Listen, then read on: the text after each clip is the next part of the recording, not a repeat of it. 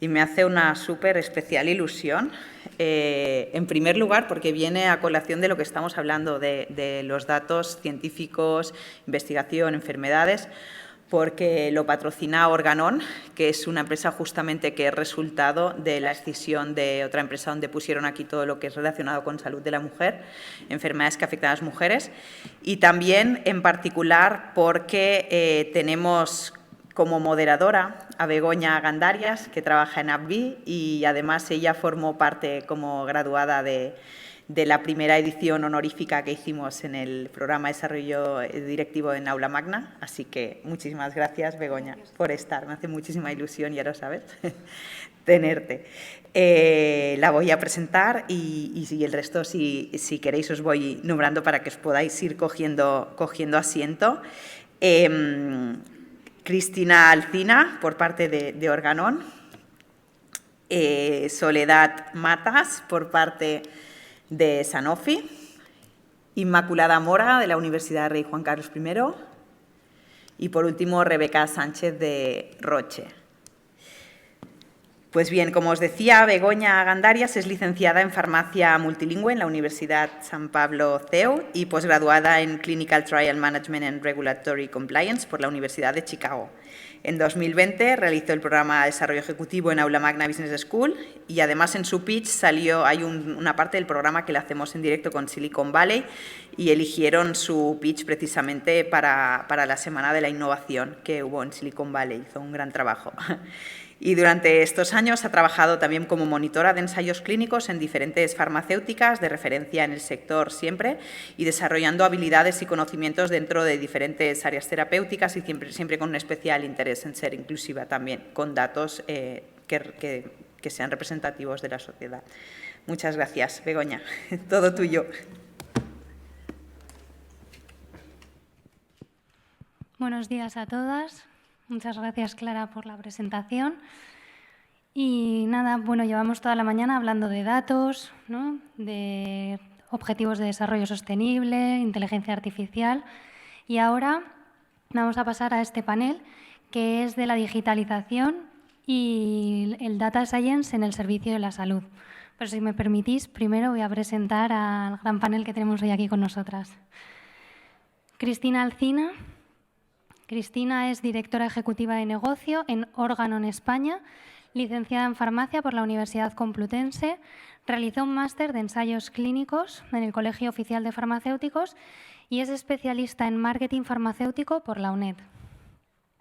En 2021, con la creación de Organon Salud, asumió la dirección ejecutiva de marcas consolidadas y actualmente centra sus esfuerzos en impulsar equipos y desarrollo de personas, crear equipos de alto rendimiento y buscar nuevas oportunidades de negocio que repercutan en la mejora de la salud de la mujer. Bienvenida, Cristina. Muchas gracias por estar aquí. Gracias a ti. Soledad Matas. Soledad, con más de 25 años de experiencia en la industria farmacéutica, incluidos asuntos médicos, marketing y liderazgo comercial en múltiples áreas de terapia.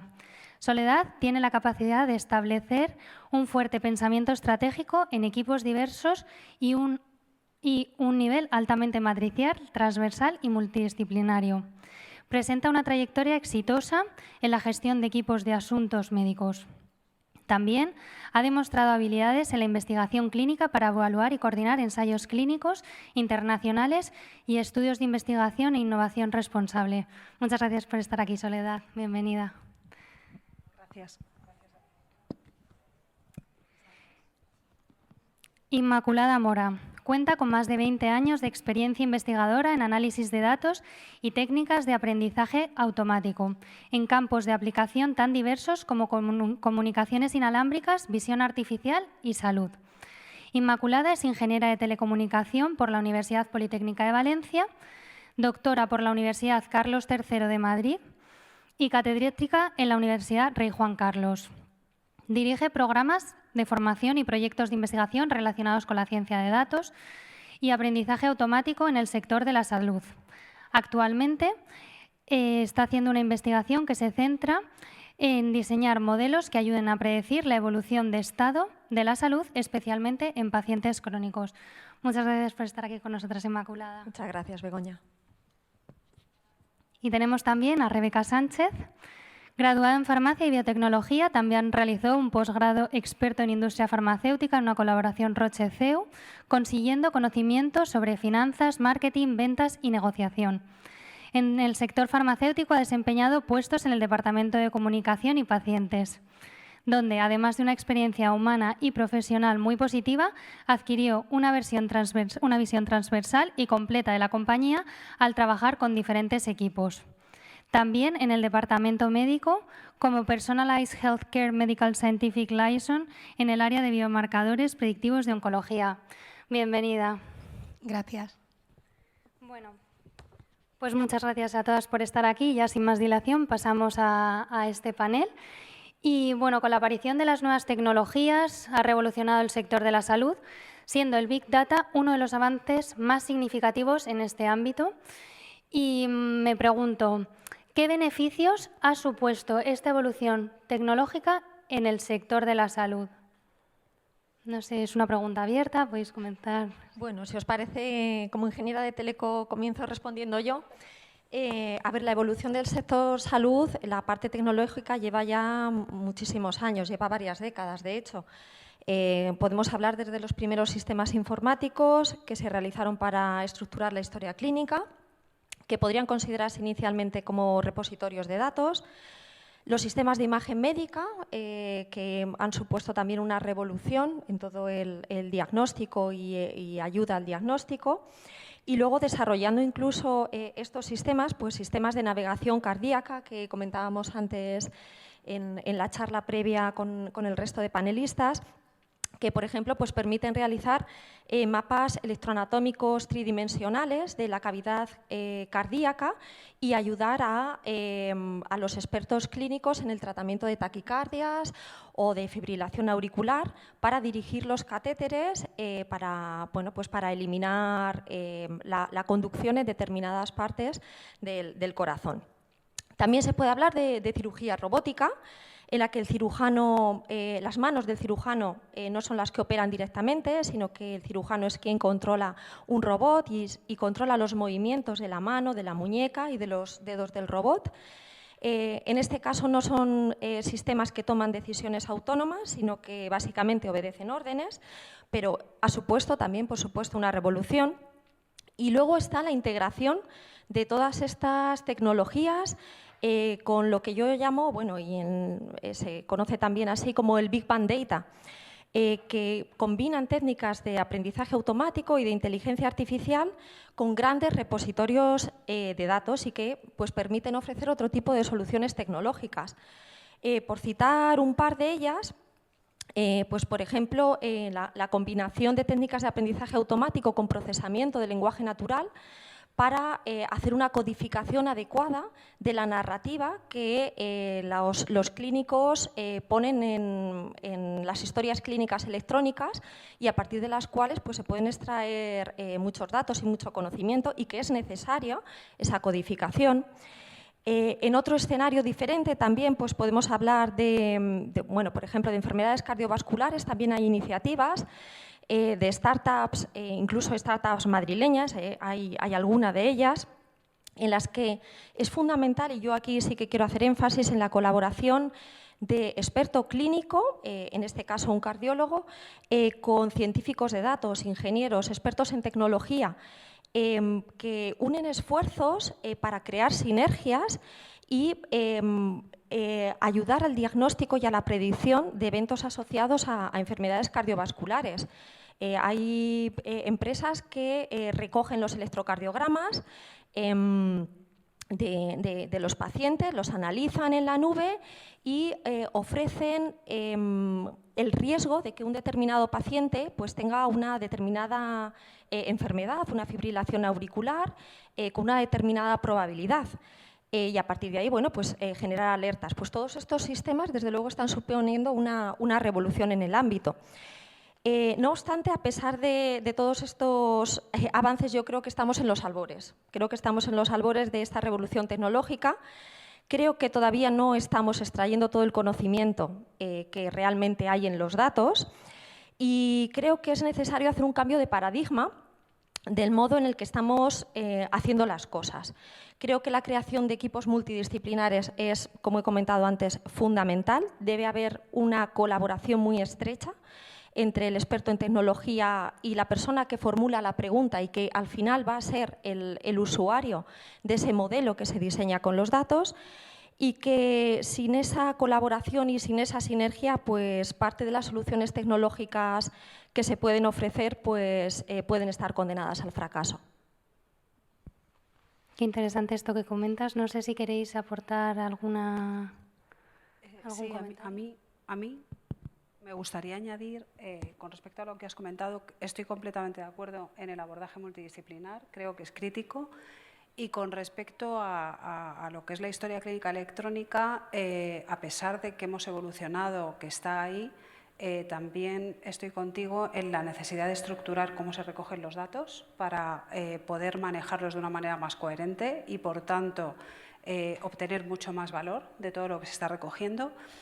Y, además, una de las consecuencias clave es que el Big Data manejado de forma estructurada nos va a dar lo que es la Real World Evidence, que verdaderamente es lo que hoy se da valor por parte de las agencias reguladoras a la hora de autorizar fármacos, precisamente porque van más dirigidos a poblaciones concretas, a entornos concretos, y eso nos llevará de una manera u otra a la medicina personalizada, que es bueno, pues a lo que creo que deberíamos evolucionar en un sistema sanitario en el futuro, bueno, ideal. Pues sí, es muy interesante esto que comentabais y que decía también Inmaculada, de las colaboraciones, por ejemplo, de los cardiólogos con los científicos de datos, ¿no? Y el saber de dónde vienen esos datos y qué queremos hacer con ellos y cómo los vamos a manejar. Entonces, ¿cuáles son las principales claves que vosotras consideráis de un buen uso del Big Data en la industria farmacéutica?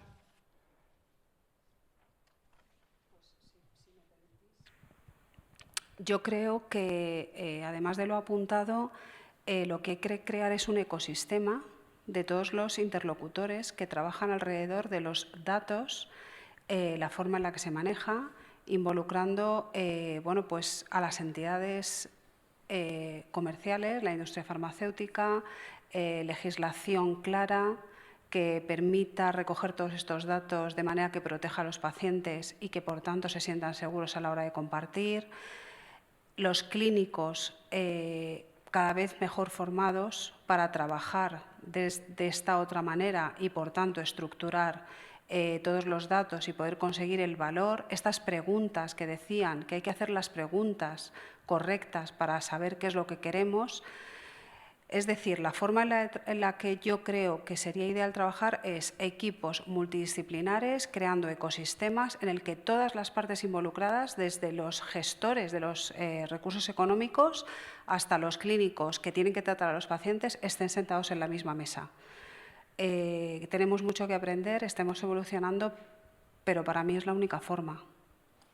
Yo creo que, además, por quitar un poco a lo mejor de miedo, la industria farmacéutica no tiene datos personalizados. Entonces, por eso mismo se necesita esa colaboración, porque desde la industria farmacéutica, teniendo acceso a información, hay mucho que podemos hacer, pero empezando por los ensayos clínicos, y bueno, y muchas tenéis experiencia en ese área, pues son anonimizados, ¿no? Entonces, lo digo porque muchas veces escuchas, ¿no?, que tenemos acceso a esos datos de pacientes. No lo tenemos, y así tiene que seguir siendo, pero necesitamos esa colaboración, en nuestro caso, con el mundo sanitario, que al final, pues, el Sistema Nacional de Salud, pues, son dueños de esos datos, además de los pacientes, y generar esa colaboración para generar conocimiento, que al final yo creo que el poder del dato es ese, ¿no?, el que nos ayude a tener esa interpretación, generar conocimiento y que ayude a mejorar las cosas. Estoy de acuerdo. Creo que la industria puede hacer mucho. Y abriendo la pregunta y lo que decían mis compañeras, ¿no?, poner a los hospitales dentro de esta cadena de valor.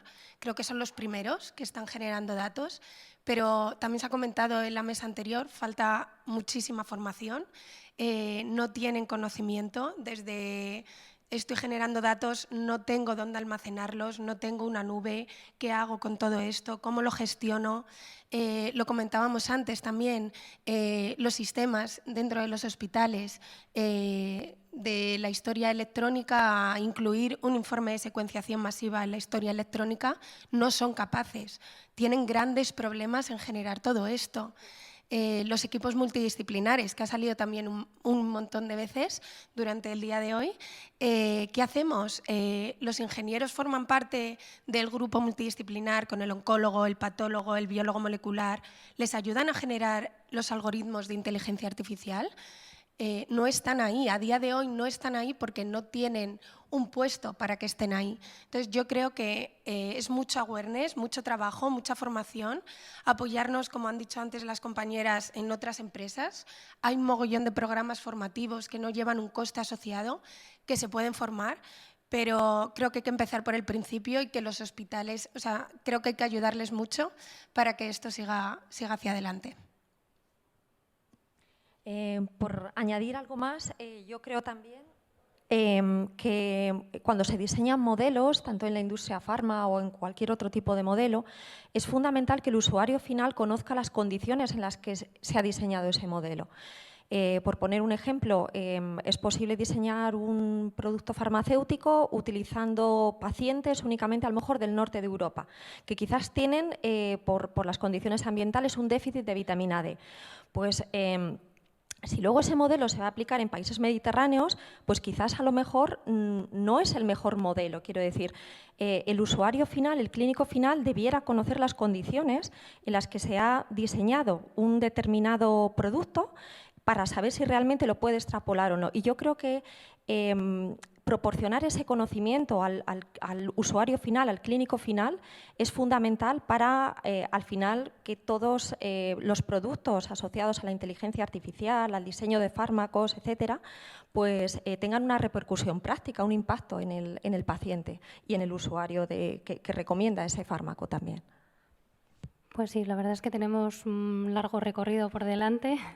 Y ahora, pues centrándonos un poco más ya en la industria, ¿de qué manera se debe impulsar la práctica clínica con perspectiva de género y reclamar atención a las diferencias entre hombres y mujeres en la salud, como son factores biológicos, socioculturales o sanitarios?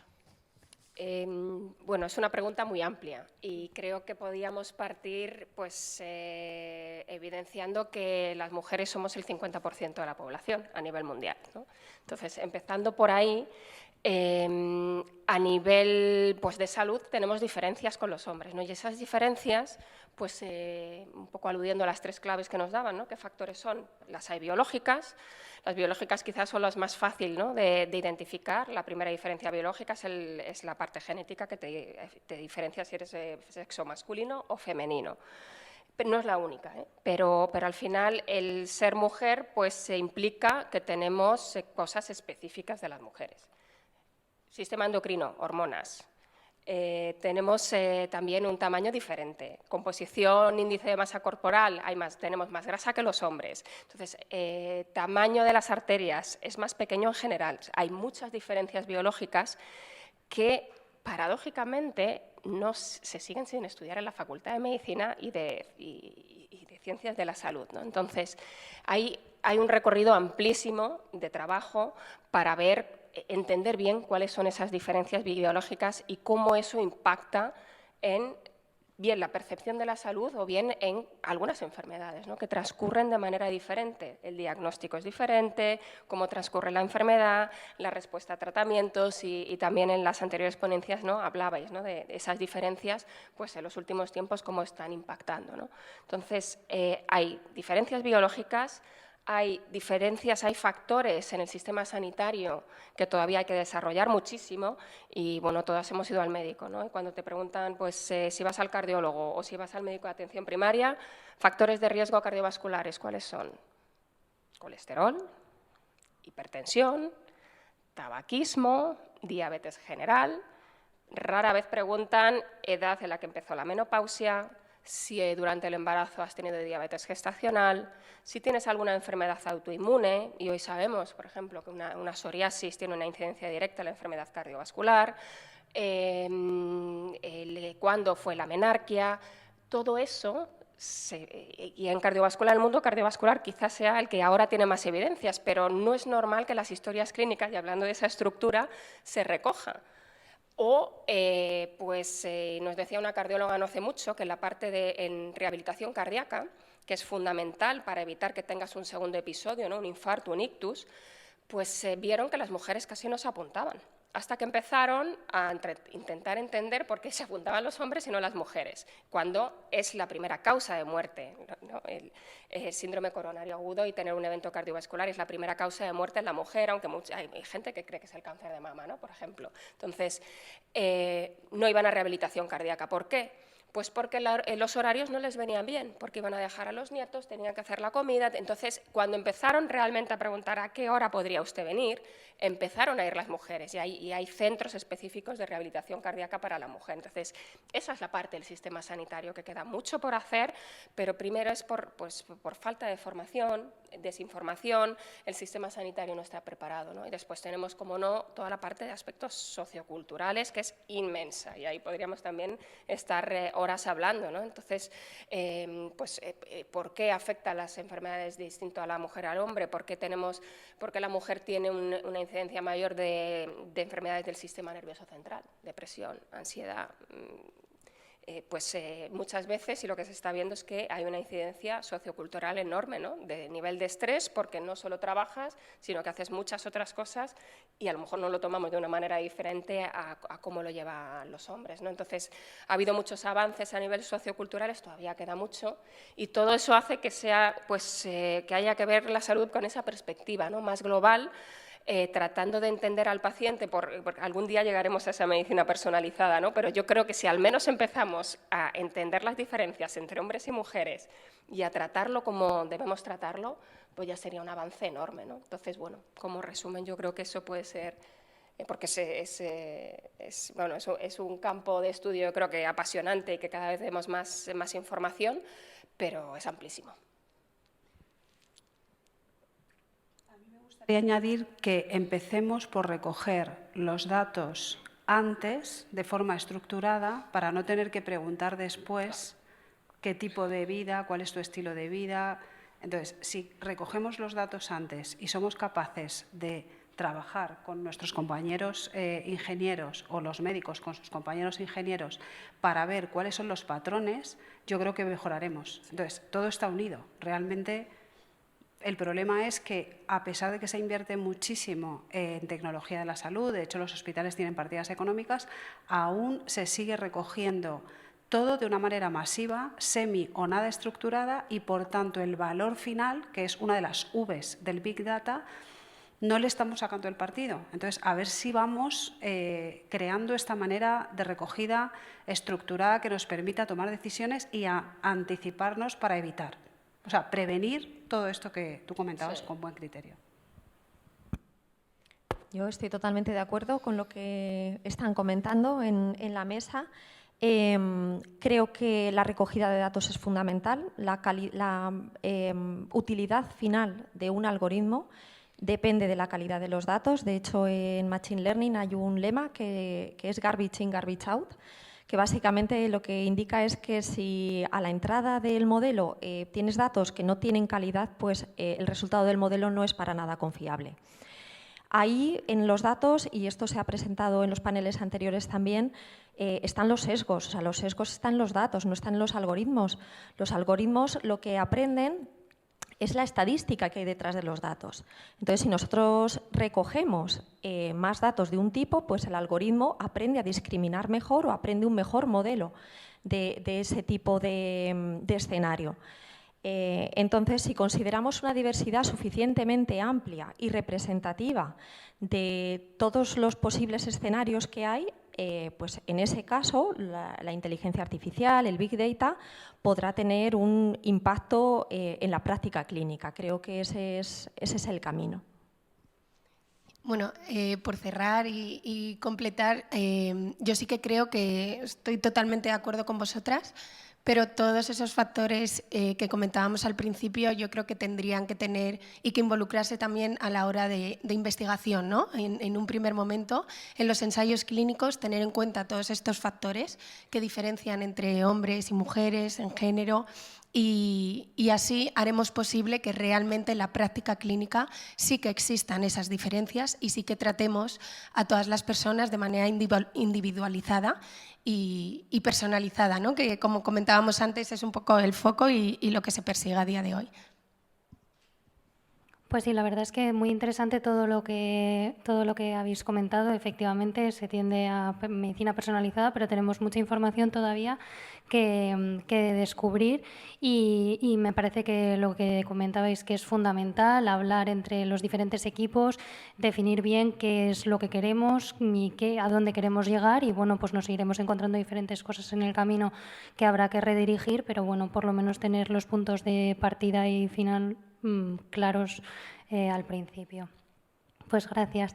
Pasamos, si os parece, a la siguiente pregunta, que vamos a hablar de dos conceptos claves, sexo y género.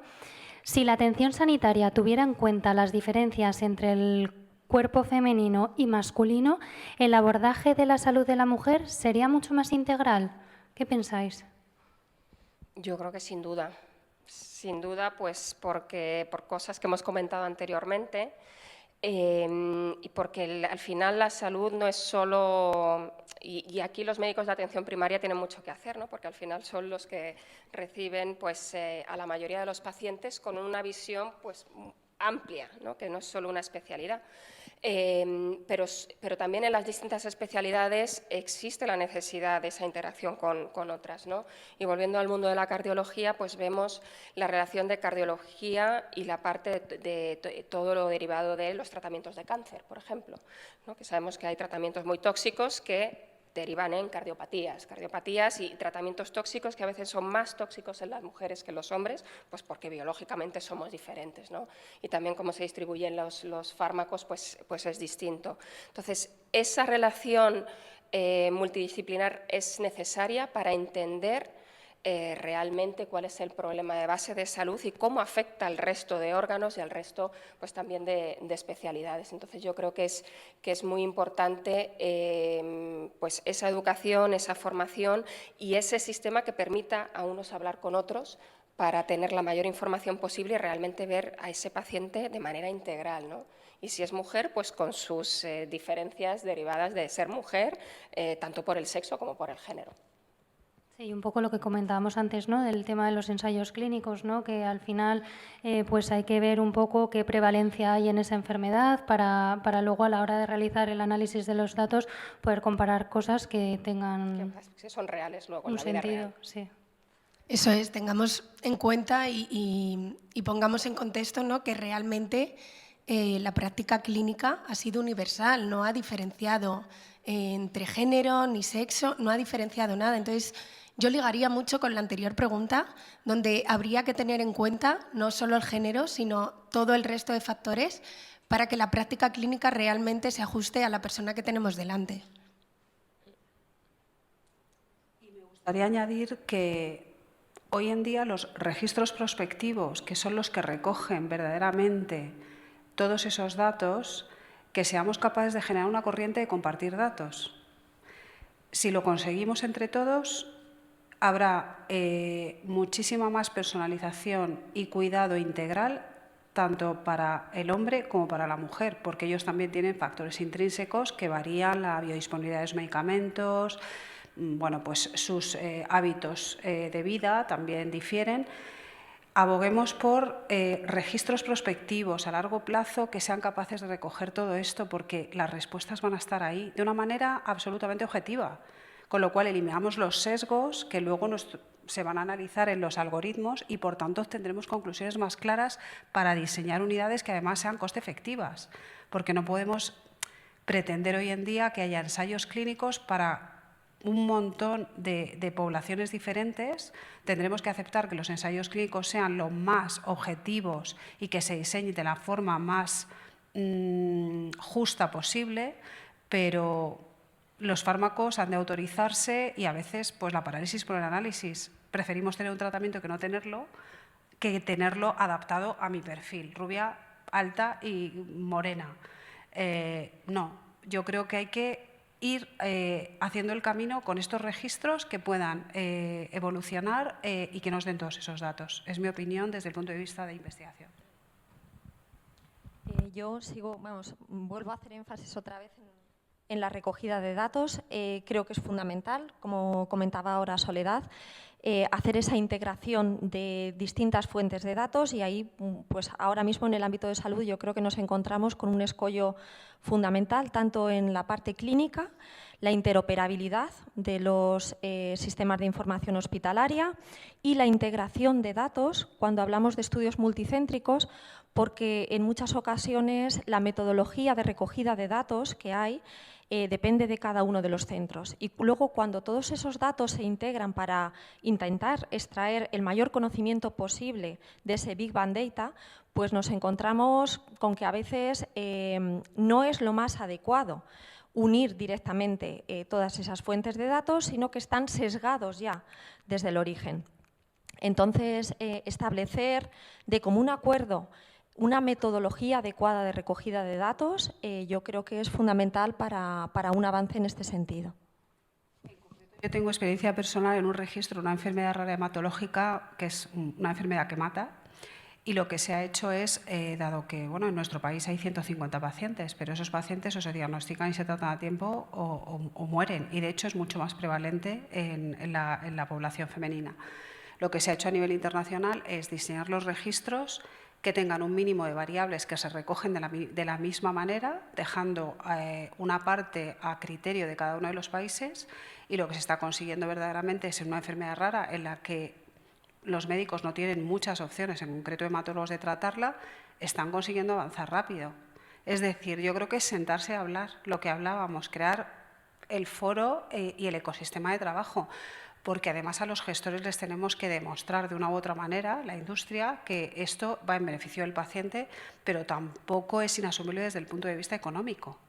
Con lo cual tenemos que repercutir una serie de, de incrementos en la mejora o eficiencia de la gestión del sistema sanitario, porque los recursos no son inagotables. Entonces yo creo que sí que hay iniciativas, aunque tenemos que trabajar mucho en esto. Pues sí, muy interesante esto que dices último y sobre todo un poco hilando con lo que hablábamos al principio, creo que es importante a la hora de la realización de ensayos clínicos elegir diferentes países, ¿no? Por esa predisposición genética y bueno, pues al final tener datos que sean representativos, ¿no? Entonces, siguiendo un poco con el tema de la investigación clínica y los datos, ¿consideráis que la perspectiva de género está presente en los ensayos clínicos aleatorizados y que puede el Big Data ayudar en este aspecto? Yo creo que puede mejorar. O sea, no es que no se tenga en cuenta, pero todavía hay mucho por hacer. Y un poco volviendo a datos, la representación de la mujer en ensayos clínicos, en estudios tempranos, está entre el 20 y el 30%. Pero ya no es que tengamos que tener una representación del 50% de mujeres, es decir, depende de la patología. Hay patologías de hombres, hay patologías puramente de mujeres y hay patologías que el porcentaje que afecta a hombres y mujeres es variable. Variable pues, por todos los temas que hemos visto anteriormente, ¿no? Entonces, idealmente, si se puede diseñar el ensayo clínico teniendo en cuenta esa prevalencia, lo que luego nos vamos a exponer en la vida real, ¿no? Con esos tratamientos, seguro que ayuda a tener pues, datos de eficacia, datos de seguridad y un poco pues, enfrentar a lo que va a ser el tratamiento futuro a las mujeres, ¿no? Entonces, yo creo que ahí, y bueno, históricamente también los primeros estudios siempre eran en varones sanos, ¿no? Para evitar pues eso, de problemas que luego pudiéramos tener si en medio del ensayo, que tiene toda la lógica, ¿no? Te quedas embarazada y puedes tener problemas, pero eso acarrea pues luego una serie pues de déficit de información que puede hacer que no todos los tratamientos o las dosis del mismo tratamiento funcione igual en hombre y mujer o llegue a ser tóxica a lo mejor en la mujer porque podía, a lo mejor con la mitad de dosis funcionaba, ¿no? Entonces yo creo que queda un largo recorrido, pero estoy de acuerdo totalmente en que no se soluciona solo en la parte de diseño de ensayos clínicos, que aparte es una parte que necesitas que sea rápido, cuanto más rápido mejor, y eso ya lo sabemos todos, ¿no? Que cuanto antes tengas el fármaco o la vacuna a disposición va a ser mejor para todos, pero en la vida real hay muchísimo dato que no estamos viendo, y hay veces que es simplemente introducir la variable de sexo y ver qué aflora, ¿no?, con esa información, si hay diferencias entre esos dos grupos. Entonces, mucho también por hacer, pero bueno, también las cosas han mejorado, tampoco no vamos a decir que... y esos ensayos estaban bien diseñados con la información que se tenía en ese momento, pero hay que dar un poquito más, y ya que somos nosotras mujeres, ¿no?, ese empuje para que realmente la representatividad tenga que ser la correcta. Yo creo que nos estamos dando cuenta, ¿no? De hecho, hay países como Estados Unidos que ya han incluido algunas leyes para controlar todo esto. De hecho, en Estados Unidos sí que he leído que al final no te financian un estudio si no incluye tanto hombres como mujeres. Incluso en la Unión Europea, de la que formamos parte, España, hay leyes que verifican esto y que ya obligan de alguna manera a tener la representación de mujeres también. Pero estoy totalmente de acuerdo en que nos queda camino. Parece que al final es mucha formación, mucho entendimiento, ligarlo con todo el tema de algoritmos, por supuesto. Y estoy también de acuerdo en que hay mucho dato que ya tenemos y que no estamos exprimiendo, que podríamos coger incluso en las historias clínicas. O sea, hay un mogollón de datos que podríamos utilizar y tener en cuenta tanto a hombres como a mujeres sin poner en riesgo a lo mejor a una mujer que se puede quedar embarazada o que puede tener cualquier cambio y por ello salir del estudio. Entonces, totalmente de acuerdo. Yo creo que por eso es importante también hacer partícipe a la gente, ¿no?, de este movimiento y de este nuevo sector para poder analizar bien los datos, ¿no? Que al final yo creo que cuando la gente conoce un poco más en detalle qué es lo que se espera, ¿no?, qué esperamos de esos datos, pues también a la hora de recogerlos y demás es bastante importante, ¿no? Aquí el problema que veo es que no haya, pues como cuando diseñas un metaanálisis, ¿no?, que no haya unos criterios de inclusión o no de los datos que voy a utilizar para diseñar qué, para obtener otra cosa. Claro, si cogemos datos históricos van a estar con un sesgo mayor porque tenemos un camino por recorrer, estoy de acuerdo, aunque ya hemos recorrido un cuanto. Entonces tendría que haber algún tipo, de hecho yo he leído alguna publicación en la que ya son necesarios, igual que hay comités éticos para valorar una investigación, comités éticos de técnicos que decidan o no cuáles son los datos que valen y no valen, porque podemos estar introduciéndolos sin querer y precisamente por lo que comentaba ella, ¿no?, que el usuario final tiene que conocer cuáles son los criterios que se han utilizado para diseñar el algoritmo X, con lo cual yo sí que abogaría porque se estableciese a nivel internacional pues como un metaanálisis de los datos, que vale, que no vale para esto en concreto, porque a lo mejor lo que yo descarto para esto en concreto me sirve para otra cosa. No sé, creo que podría ser una de las líneas de trabajo para evitar o ir mejorando, porque si no, dato sesgado, conclusión sesgada, uso correcto, incorrecto, no lo sé. Ahora en los ensayos va a cambiar todo el tema de la regulación precisamente un poco para esto, ¿no?, para unificar un poco entre los diferentes países. Así que yo creo que vamos un poco en la línea. Y bueno, ya la última pregunta, que nos queda ya poco tiempo. ¿El Big Data puede ayudar a que la sociedad tenga otra percepción de las enfermedades que afectan más a las mujeres que a los hombres, como por ejemplo pueda ser la depresión? Yo creo que realmente el Big Data lo que nos va a ayudar es en entender realmente qué es lo que está pasando. A día de hoy, vale, la depresión afecta más a las mujeres, pero a lo mejor se estudia, se cogen datos, se estudia con algoritmos de manera correcta siempre, y a lo mejor nos damos cuenta de que no, o de que sí, que es así, pero nos va a ayudar a entender qué es lo que pasa realmente. Yo estoy totalmente de acuerdo con Rebeca, en concreto con la depresión, ¿no?, que lo estabas indicando ahora, realmente la prevalencia recogida de la depresión es mayor en mujeres que en hombres, pero eso puede deberse, por ejemplo, a un factor cultural, es decir, el hombre, por su educación actual, pues va menos al médico a indicar pues, que tiene un problema de salud mental, ¿no?, y a lo mejor recurre a otras cosas como, por ejemplo, pues, las drogas, el alcohol, etcétera. Entonces, incluir otro tipo de factores, que era lo que estábamos indicando antes, factores sociales, factores de entorno, factores económicos, factores culturales, yo creo que es lo que puede hacer efectivamente entender mejor qué elementos son los que más influyen en determinadas enfermedades y en la progresión de esas enfermedades en el hombre o en la mujer, que puede ser totalmente diferente. De hecho, ya las redes sociales tienen algoritmos que generan en base a respuestas, comportamientos, selección de colores, que hacen ver o potencialmente identificar pacientes que pudieran tener depresión. Pero leí hace poco que en Inglaterra se había puesto un estudio en el que habían identificado mediante patrones de redes sociales incrementos de depresión, pero en realidad cuando los médicos evaluaban estos patrones eran depresiones derivadas de alteraciones psicóticas, o sea, enfermedades psiquiátricas que además… Entonces, bien, yo creo que sí que puede ayudar, pero la decisión final o la valoración final siempre la va a tener un clínico con parámetros clínicos y en base bueno, pues a lo que es la fisiopatología de la depresión o cualquier otra. O sea, esta es mi opinión. Creo que el clínico siempre tiene que estar detrás de lo que obtiene todas estas tecnologías. Sí, bueno, yo estoy de acuerdo con todo lo que habéis dicho y al final es, bueno, cómo el dato puede estar al servicio de la salud, ¿no?